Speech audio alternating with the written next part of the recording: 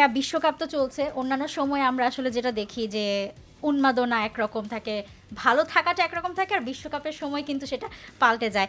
এখনো পর্যন্ত কতটা মানে এনজয় করছেন? আমার জন্য একটু টায়ারিং, কারণ কি আমার অনেক বয়স, তো রাত টাইমিংটা জেগে মেলে না। খেলা দেখাটা, হ্যাঁ। সারা রাত তো খেলা দেখা আমার পক্ষে সম্ভব না। এই আবার সকালবেলাও দেখা যায় যে ফজর নামাজের পর ঘুমালাম, তারপরে একটু পরে আবার আবার আরেকটা দেখা। খেলা, হ্যাঁ। আমাদের সাথে টাইমিং ঠিক আছে, ওদের জন্য ঠিক আছে, আমাদের জন্য অসুবিধা হচ্ছে আর কি, যেহেতু আমরা একদম অপোজিট সাইডে আছি আমরা। এটা এখন মানে অর্গানাইজারের দোষ দিয়ে লাভ নেই। আর এবার তো দলও অনেক অনেক 48টা দল, ম্যাচ অনেক বেশি বেড়েছে। মনেও রাখতে পারি না রেজাল্ট কতক্ষণ পরে রেজাল্ট, আরেকটা আগের খেলার রেজাল্ট ভুলে একই যায়। দিনে 4টা-5টা ম্যাচ সেই। হচ্ছে, হ্যাঁ, মনে থাকাটা আসলে টাফ। ওকে,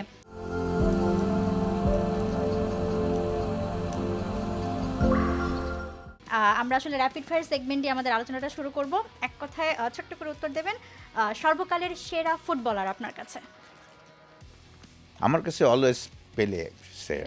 আচ্ছা, আপনার দেখা সেরা বিশ্বকাপ? 70 বিশ্বকাপ। আচ্ছা, সেরা বিশ্বকাপ ম্যাচ?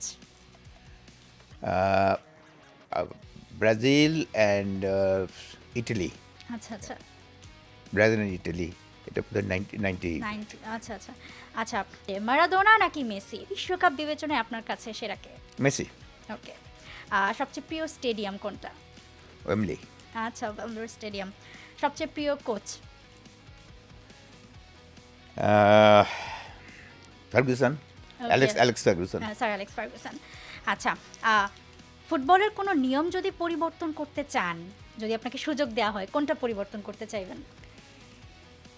এই যে হাইড্রেশন যে Break-টা। হচ্ছে, এটা এত দরকার নেই। এটা যদি ওয়েদারের উপরে ডিপেন্ড করে, এটা আচ্ছা, আচ্ছা। একদম মানে ম্যান্ডেটরি করে দিয়েছে। হ্যাঁ, মানে compulsory করার দরকার ম্যান্ডেটরি নেই। করার দরকার ছিল না। যে এখন যদি আমাদের এই ক্লাইমেটে যদি খেলা হয়, তাহলে হয়তো দরকার হয়। এখন যদি ইংল্যান্ডের তো দরকার নাই, ইউরোপে তো এটার মনে হয় না আমার দরকার আছে। এই আর এমন হতে পারতো যে প্লেয়ারদের ইন্ডিভিজুয়ালি লাইনের পাশে বোতলগুলি সাজানো থাকবে, যে নিয়ে নিবে। যার প্রয়োজন হবে। এটা একটু বোধহয় ওই মানে রিদমটা নষ্ট হয়। আর যদি মানে শেষ প্রশ্ন করব এক কথায়, এবারের বিশ্বকাপ কে জিতবে? ইউরোপ থেকেই হবে, এটুকু আমি ইউরোপ বলতে থেকে পারি। হবে। ইউরোপ থেকে হওয়ার সম্ভাবনা বেশি। আচ্ছা আচ্ছা, ঠিক আছে। ওকে, আমরা মূল আলোচনায় যাব। আমরা আসলে ফুটবল দিয়েই আলোচনা করব বিস্তারিত, যেহেতু ফুটবলের শো, বিশ্বকাপের শো। বাট আমি শুরুতে আসলে জানতে চাই, আমি একটু পড়ছিলাম, ঘাটছিলাম, জানতে পারলাম যে আপনার বাবা আপনাকে নিয়ে ডায়েরি লিখতেন। সেই পুরনো সময়ের গল্প যদি আমরা একটু করি, মানে কি লিখতেন? আপনার সব কিছু লিখতেন বা এমন কোনো ঘটনা মনে আছে? একদম মানে আমি তো জানি না, আমি অনেক পরে যখন আমি পড়তে শিখছি, তখন আমার হাতে ডায়েরিটা আসছে, এবং আবার হারিয়েও গেছে ডায়েরিটা। এটা আমার জন্য আনফর্চুনেট ব্যাপার। আমার জন্ম কত তারিখে, টাইমটা কি, হ্যাঁ। বার কি, সব লেখা ছিল আর কি। আচ্ছা, এবং আচ্ছা। আমাকে নিয়ে কবে প্রথম ছবি দেখতে গেছে, মাকে কোলে, আমার মায়ের কোলে আমি গেলাম ছবি দেখতে, প্রমথেশ বড়ুয়া এবং কানন দেবীর ছবি। আচ্ছা, আচ্ছা।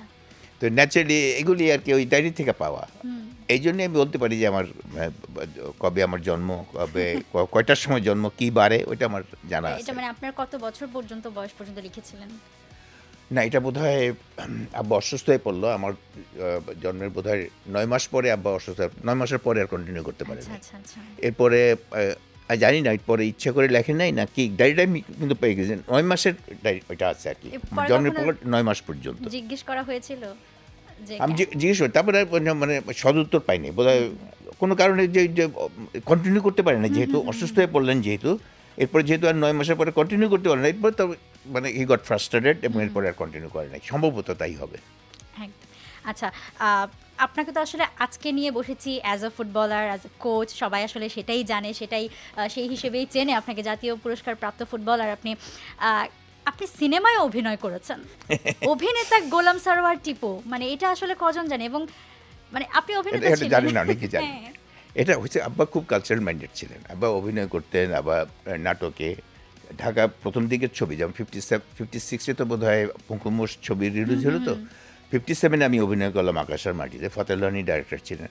আর আব্বা আমি একটা ছবিতে অভিনয় করছি, আর আব্বা কিন্তু 17টা ছবিতে অভিনয় করেছেন। আচ্ছা। মানে নিজে অভিনয় করতেন, অভিনয় ভালো। আব্বার কিন্তু ইচ্ছা ছিল আমি কোনটা আমার পছন্দ হবে সেটা আমি চলে যাব, হ্যাঁ। কিন্তু আমাকে সব রকমের, আমাকে গান শেখানো হয়েছে, আমাকে নাচ শেখানো হয়েছে, আমাকে অভিনয় করানো হয়েছে, সব কিছু, যেটা আমার আলটিমেট আমি যেটা পছন্দ করি সেটাই।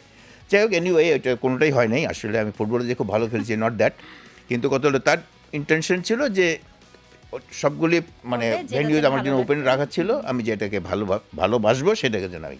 For more updates, subscribe to our YouTube channel and click on the bell icon. Follow us on Facebook and Instagram.